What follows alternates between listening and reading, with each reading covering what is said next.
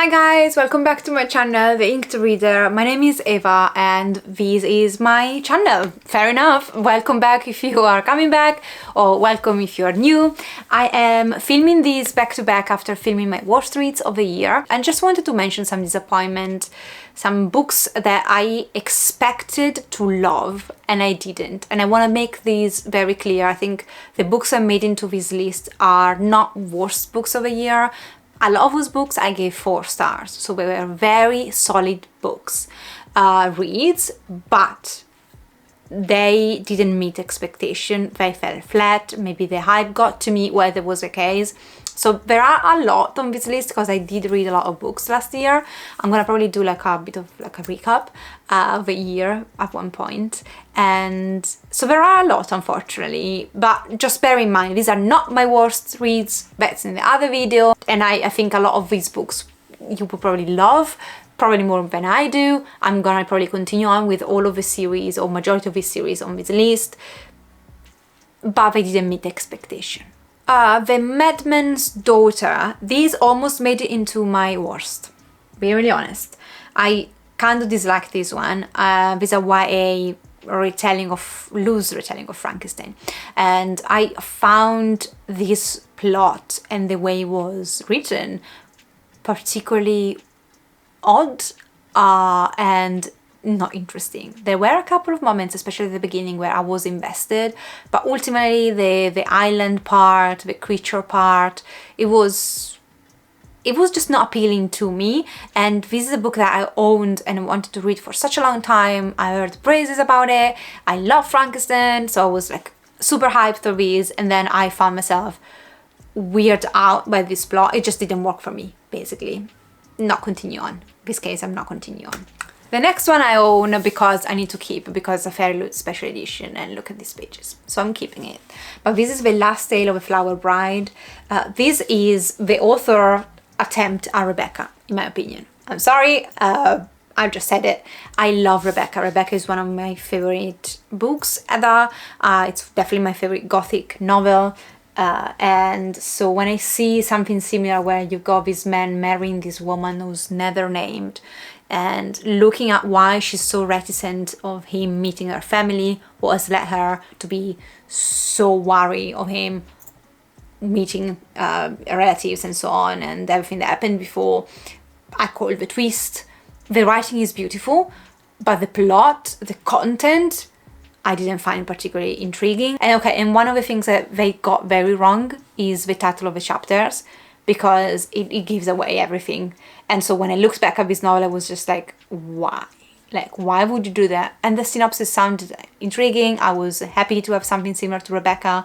I definitely want to give it a try and give a try to this author. But ultimately, this was a huge disappointment and it felt very flat. Okay, the next one I have, but it's underneath there and I can't be bothered. But this is Kingdom of the Cursed. So it's book number 2 in this series. I really, by Granny Skalker, I enjoyed book number 1.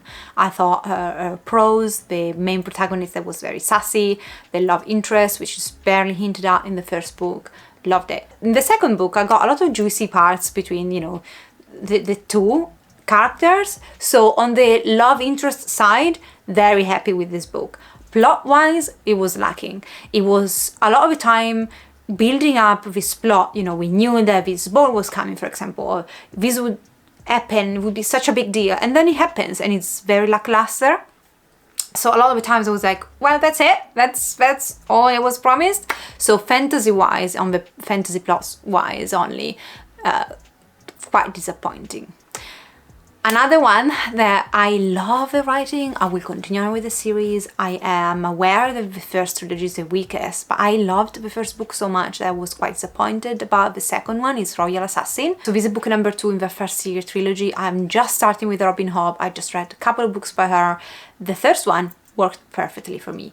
The second part, in this high epic high fantasy, where you follow the story of Fitz, and he's born a bastard to a prince, and he's kind of raised in the stable of a castle, and then you follow him growing up and trying to make, you know, something out of his life, something for himself. The second book, I found him quite stupid. I'm sorry, I just found him not realizing certain things and not seeing what was happening, despite we know that he's quite clever. Like, his character is built on him being clever and be a survivor. And so the choices he makes in the second book, or the choices he doesn't make because he's not able to communicate or he's not able to put pieces together what's going on, I'm just like, I just want to slap him and just say, well, are you supposed to be smart? Like, come on, how don't you see this happening? So my frustration with with the main character is what made me ultimately become so frustrated that I didn't enjoy this nearly as much as I enjoyed the first book in the series. Nettle and Bone. Nettle and Bone is Kingfisher. It's a book by Kingfisher. And I read Sword Heart. I read another book by her with a very similar premise, where you follow a female trying to have to cross or go on this journey to fantastical land and having this kind of companions, among which they love interest, trying to, you know, pursue this goal while falling in love and having also a lot of adventures along the line. And I enjoyed the other book by her a lot. If I can find a picture, I'll put it here. So when I went into these, I was expecting to love the writing as always, but have a new plot. And instead, this felt very much like this. I found a lot of points similar between the two, but this one was more boring. I didn't love the main characters as much, and they felt like a faded copy of the other ones, just not as well done, in my opinion. And although there were still some very funny moments, although this wasn't a terrible book at all, I just kept comparing and found this lacking. City of Nightmares. I do own this one, don't I? But again, it's down there, so it's not happening. City of Nightmares is one that I almost sold, and then I kind of went back and decided to keep and see how it goes, because City of Nightmares is a YA book that came from Fairyloot that has an amazing premise. So in this world, when you dream, if you don't take certain medicine, your dreams becomes true. So if you dream to be a monster, you wake up as a monster, basically. And our main protagonist has lost her parents. She's found this kind of employment and roof above her head together.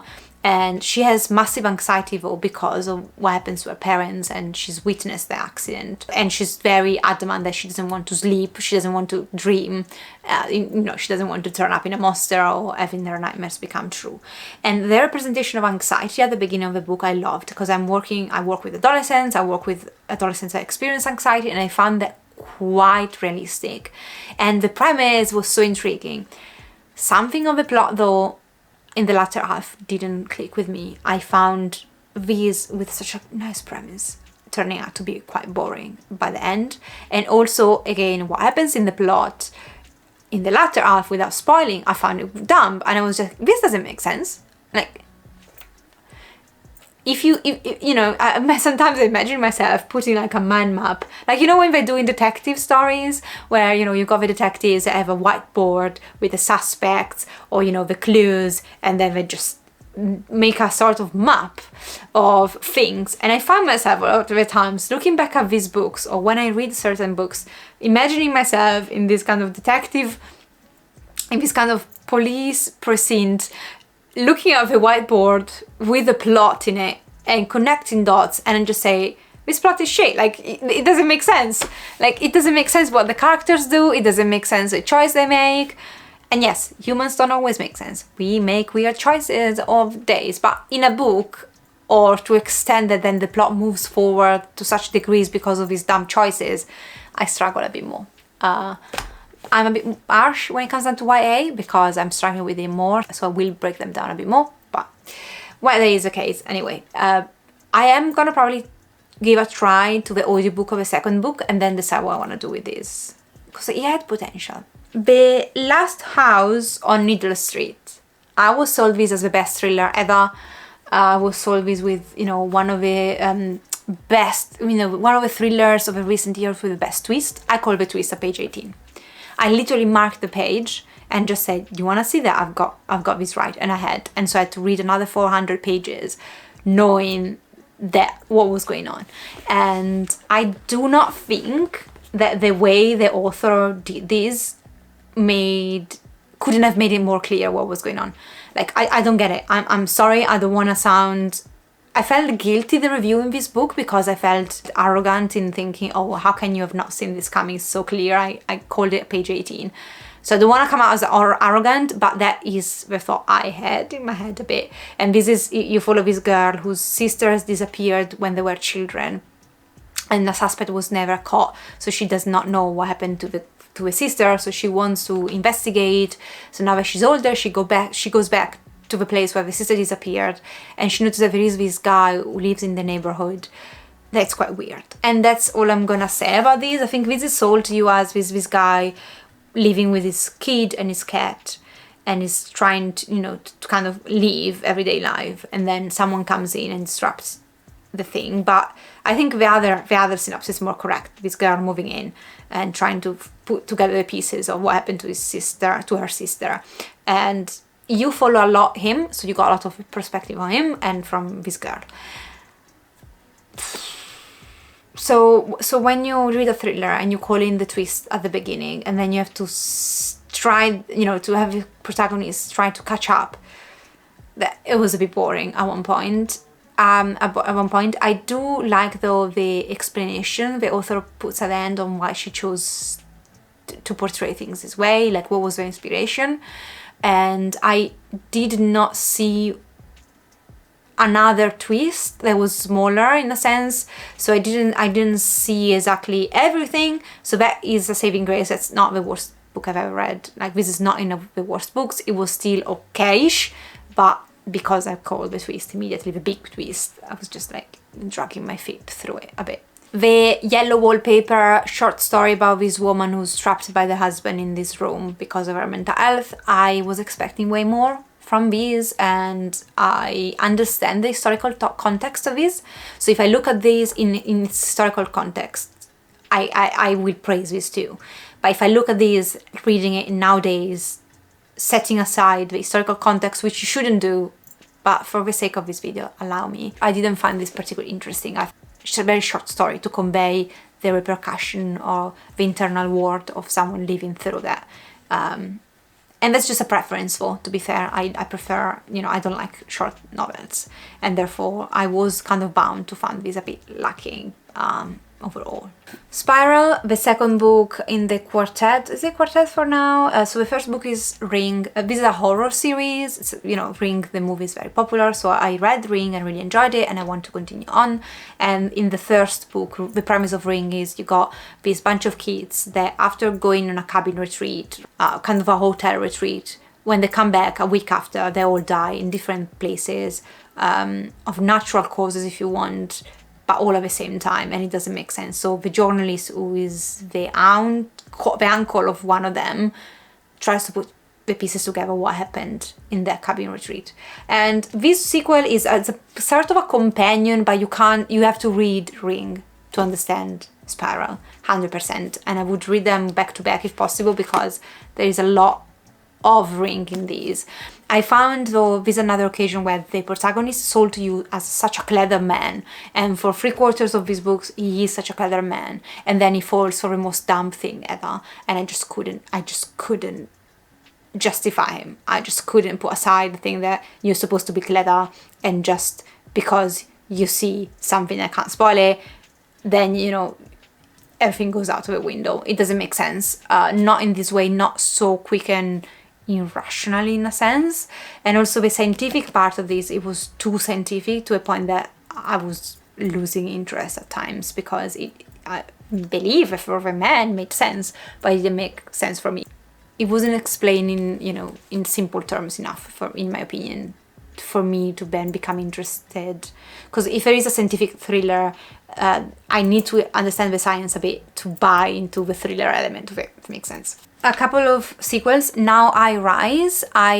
This is a sequel to And I Darken, and I loved And I Darken. I don't follow many YA series, so when I do, for me it's like a special thing, going through a whole series of YA. And in this one, the first one is kind of it's not a retelling. You follow this daughter and son of Vlad Tepes, and they are given to the Ottomans as hostages and to be raised there, and you follow them, and they're very different characters. I love them both, but in this one, her perspective, so you follow both siblings' perspective, her perspective was less and less interesting. The end kicks asses, okay? So I'm gonna read the third and final book in the series.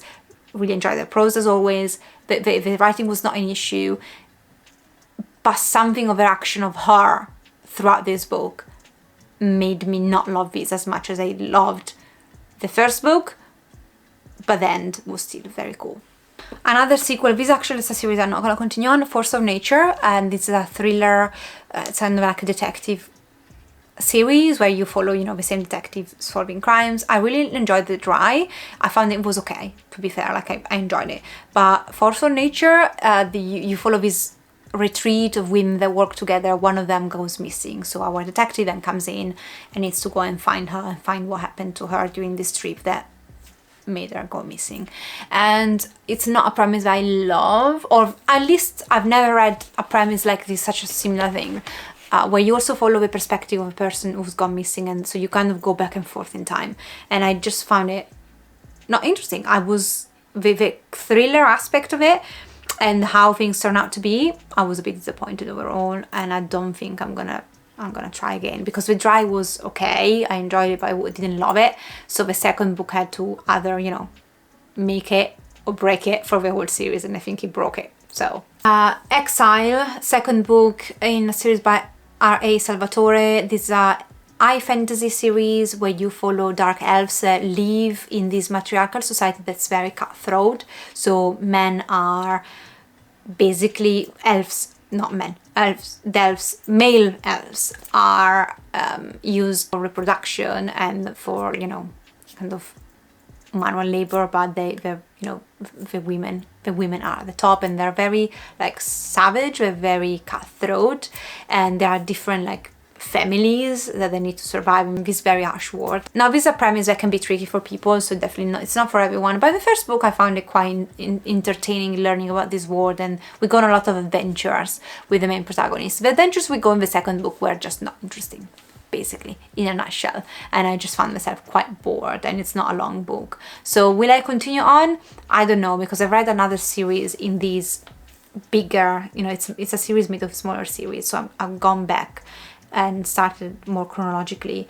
So that series I remember was good, but I was a teen when I read it, so I don't know, maybe I'm gonna give it another try. I'm gonna read the third book because I own it and then decide. Immortal Longings by Chloe Gong. I was so hyped for this book and I enjoyed the ending a lot, but the Hunger Games part of it, so you follow these people that they can kind of, their soul can bounce in different bodies, and there is this torment where you have to kill each other and only one remains standing, and whoever remains standing can meet the emperor or the ruler of a city. And you follow these two protagonists. He wants to make it into this tournament and win because there is a hefty amount of money you receive if you win. She wants to make it because she wants to see and be in the presence of the ruler of a city so she can kill him. And it explains in the book why she wants to kill him and why he wants money, the main protagonist. So I enjoyed their relationship. I dislike the tournament side of things. I'm not a biggest fan of Hunger Games. I found that, you know, you already know what's happening in the end, basically.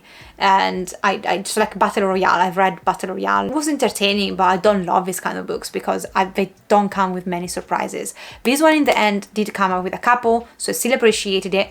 But despite me liking elements of the plot, I didn't love all the execution of it. So I'm gonna keep going. I do have high hopes. I hope we move on from this tournament thing and see how things go. But overall, despite this beautiful copy, wasn't the best read. It wasn't as good as I was expecting it to be. No Longer Human. This is something I've read, the novel, because I loved the manga by Junji Ito. It's the story of this man who tries, basically he's sort of doesn't have any empathy, or he really struggles with human emotions. So he tries to become the clown of the town and of the school, so everybody accepts him, but then internally he's suffering a lot and he can't fit in.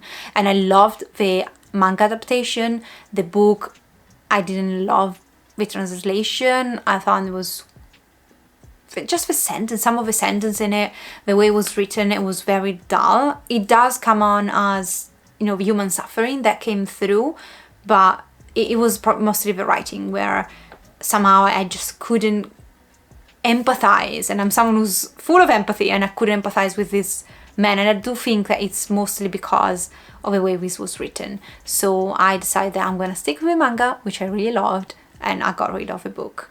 Dangerous Girls, this is a thriller I was looking forward to. So this was my first Slaughter book, and it's a sort of these two sisters who lost their older sister when they were young, and they do suspect that she encountered a violent end. But then the traces of a girl disappear, so no one knows, the body's never found, and then finally, a couple of decades later, another girl goes missing, and for a series of events, these two siblings that kind of lost touch with each other after they lost the sister and they grow up, they have to come back together to finally resolve the mystery of what happened to their sister and these girls that in the meantime have been gone missing. And I found this thriller that, yes, it's very graphic and violent, which is not a problem, but the way it was done, it felt gratuitous, it felt like for shock value.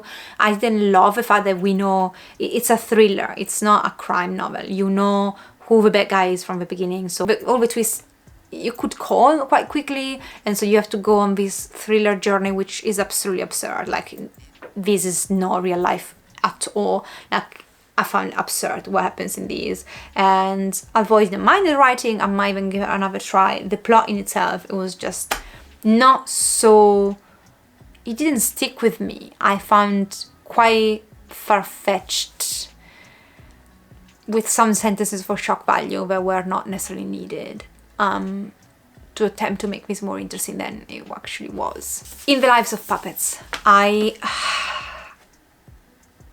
love the guy, okay? I love TJ Klune, and I think he wrote a lot of books that made into the best of the year, or that gave me so many emotions and that made me laugh.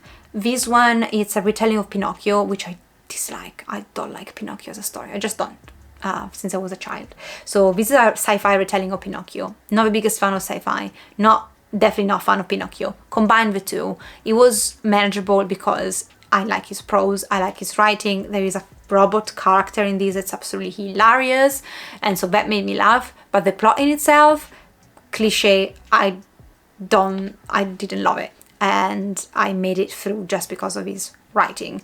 But it's a stunning copy, and so I'm gonna keep it. Oh, The Bitter Twins. So The Bitter Twins, I'm gonna mention these, but I want to clarify that this is a solid 4 stars book, so I didn't hate this book by any means. However, The Ninth Reign, the first book in this series, made it into my favorite of the year. I absolutely adored it, and in the second one, I was overall disappointed because we are added a point of view that I disliked, and I didn't see the reason for it to be there. It didn't feel, so this is a story that feels very innovative. In the first book, it's a epic high fantasy where different races have to come together and discover where their enemy that routinely comes and try to conquer their world comes from. And so they go on this journey. It's a very simplistic synopsis. I'm gonna give it to you. It's so much more complex, this world, but you got these 3 protagonists coming from different races and parts of his world, and try to kind of co-live, if you want, during this journey to find out answers about their enemies in order to be able to defeat them, because they lost the tools they used to have to defeat them. And it was such like a journey, an adventure on finding out about these enemies, and now we know more about the enemies. So the author tries to make it into like, there is an aspect of this of a journey where you have to find out more stuff, and that I really enjoyed the aspect. However, the action that came at the end of that plot, didn't love it. It was pretty clear that something similar was gonna happen. So I found it a bit like not surprising, and I was expecting more. And also there is a new point of view in this book, which I didn't like. And I just don't like the person we're following in this book in certain point of view, and therefore their chapter I would struggle through. Still a very solid book. I'm gonna finish the series. It's just I need to be honest. I have to admit that this second book wasn't, I was expecting another 5 stars and it wasn't.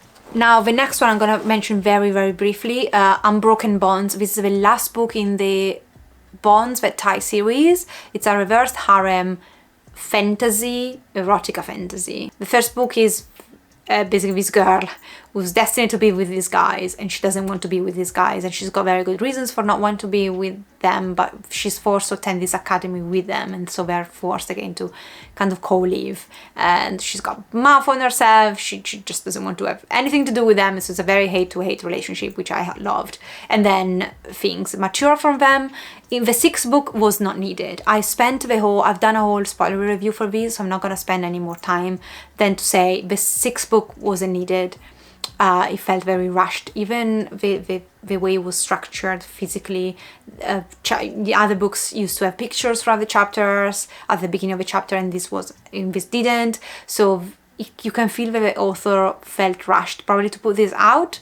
She kind of again made a sort of plot that already ended in the first book, in the fifth book, and it didn't make sense to continue on, and I don't think she had a better idea of a new enemy, so she makes up this new enemy that doesn't make any sense. So plot-wise, this unfortunately doesn't make any sense, and it did a bit bring the whole series down for me, so I really wished she had stopped at book 5, and book 6 did not exist, because although I am happy to see more scenes of my beloved characters together, objectively this was not needed. The epilogue felt very lackluster, anticlimactic, basically, I would say. A book that should not have existed.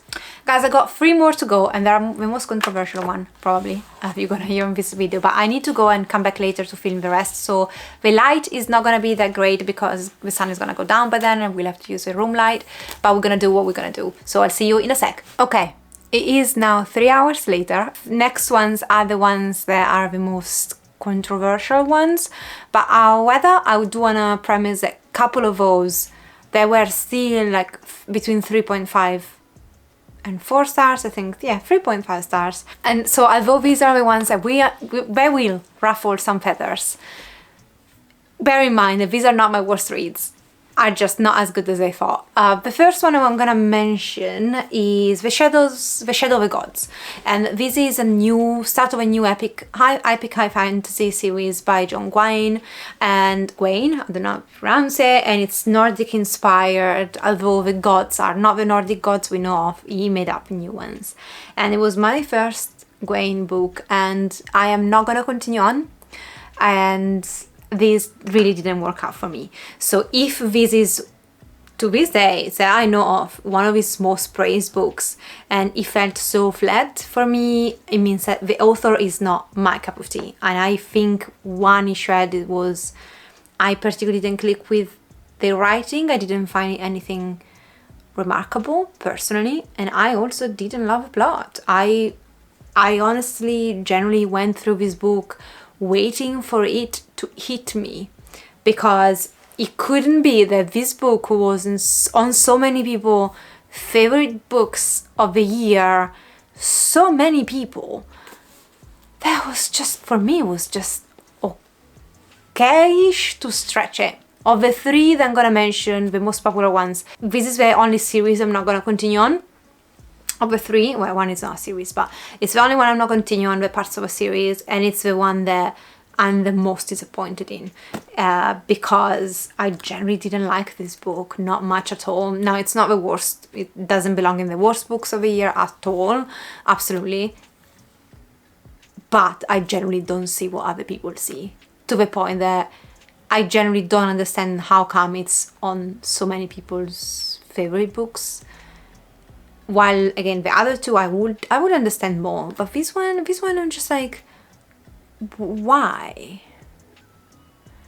So yeah, The Shadow of the Gods was a big disappointment. 2023, one of the worst disappointments I had, because it was one that I was prepared to love, and I felt miserable at the end when I didn't, and I really decided, like, no, I'm not gonna want to continue on. Absolutely. I know that the second book is less liked overall. I was just, oh my god, if people like the second less, I can only imagine. So yeah, no, I don't think I'm gonna give up on the author.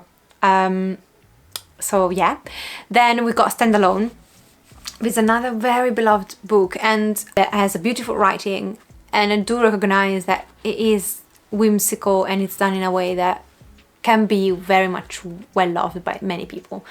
but didn't work that well for me. And this is Piranesi by Susanna Clarke. I will check out more by the author, so she definitely convinced me that she's an author of whom I would like to check more because I love her prose. And nothing in this book worked bad, nothing I hated of this book at all, but nothing I loved apart from the writing. I found the plot okay. I found the word fascinating, yes, but the genre this sit in, which is at the end of the day a dark academia book, it's a genre that I struggle with. I was of a belief that I loved the concept of dark academia. I've yet to find a dark academia book that I like. So many books fell flat. I don't know if I read in this, did I read this year the Atlas 6? Because if I did, that's gonna be in this list as well. So if I read it this year, I'm gonna put it here. That is another dark academia book that I didn't hate at all. I enjoyed the process of reading it, as I did for Piranesi, but they didn't work as well as they work for other people. I wasn't blown away. I was not a 5 stars. It's not a book I want to potentially reread. And so Piranesi is a standalone, so the Atlas 6 I might continue on and give a try to the second book. So yeah, a bit disappointed that Piranesi did not end up being like a favorite of the year, because I was generally expecting it to be. And I've loved some mythological retelling before, and this was not one of those. It just not, basically. And I went into this expecting something else, expecting a very different plot, and this to sit in a different genre than I thought it would. So it's also my fault in a sense for having a belief that was turned out to be wrong. But yeah. And the last one, don't come for my throat, okay? I understand the appealing of these. I understand, and I am gonna continue on with the series, and I do believe that perhaps I might even get to really, really enjoy the series. Depends on how things go. But as it stands, I didn't love the first book. I found it just okay. And that is, drum roll please, Jade City. This should be a silent moment for all your hopes in me dying. Listen, I get it to a certain degree why people love this, but I do have my critiques, like a mafia style fantasy. And as that is one, I believe, of the strongest point he has, because it's quite of a new concept. Having a mafia style fantasy is not something I've seen done often. And as someone who grew up with The Godfather movies, playing video games on PlayStation 1 and 2, I think PlayStation 2 if I remember correctly, I spent my weekends playing The Godfather on the PlayStation when I was a young teen, and so I'm a bit familiar with mafia style stories, if it makes sense. And that is definitely something that it has going on for it, and I think that it's where the appeals come from, following the bad guys, the mafia guys in this case. What I didn't love is some of the structure that she has in this book. The writing was okay, the characters were okay, there were a couple. Hilo really liked this character, and I'm curious to know what happens. But first of all, it dragged a bit. I found this a bit dull at moments, and it was just very long. It felt very long. I thought I was a bit bored at certain points. But my biggest critique with this is how she constructed some of the most epic moments in the series, and I want to make a comparison because I think it would make my point come across a bit better. So if I imagine series, epic high fantasy series, like The Way of Kings, the Stormlight Archive, that's what it's called, R. Martin, Game of Thrones, you have the authors taking, and I know that these are authors that have wrote a lot of books, and I think this is their first trilogy, so I understand why this is remarkable. I don't want to take away that. I'm just making a point about the plot, okay? So when epic things happen in those other sagas I just mentioned, they have such an impact because the seeds have been planted throughout hundreds, if not thousands of pages. So they have been spread, they've been done and made it into like ways which were not so evident that they're gonna necessarily carry weight. You know sometimes, but you don't know. You just follow the story. It's very fluid. It's very natural. And eventually, when things happen, when there's the tension is building, and there are big things happening, I felt it because it felt like the culmination of a whole journey I went on. In here, she decides at one point to make one of the main characters do something very epic.